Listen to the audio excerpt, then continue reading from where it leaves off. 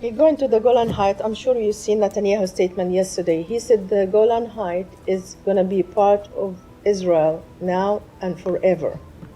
Considering that this administration, when there was an attack on Majd al-Shams, I believe like 5 months ago, you called it Northern Israel. So you're really legitimizing, give legitimacy to the Israeli control over it. So how can we believe that this administration, or any administration, we're not going to let Netanyahu go against international law, which we know that's been illegally occupied since 1967.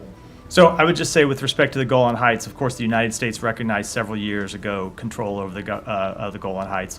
That's just as a factual matter. Now, when it comes to other disputed areas, we have long made clear that we want to see a two-state solution. When you talk to areas that have been under Israeli control since 1967, we want to see the establishment of an independent Palestinian state, and you have seen us take a number of steps to try to advance that possibility, and we'll continue to do that. I'm slightly puzzled with what you just said, because you've said, the Trump administration, which recognized control of the Golan, because you said last year on this that as a practical matter, the Golan is important to Israel's security. And these were your words then: as long as Assad is in power in Syria and as long as Iran is present in Syria, there's a significant threat to Israel.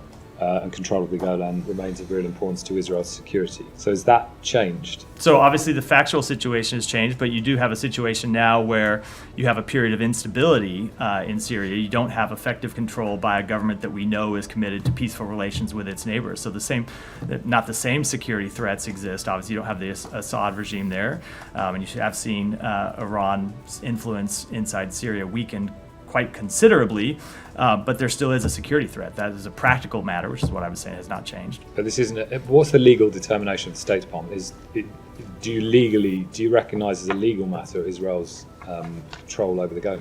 So that is a decision that was made by the previous administration to recognize the Golan Heights as part of Israel, and there has not been a carry-on legal determination made, or I said contradictory legal determination has been made in the years since.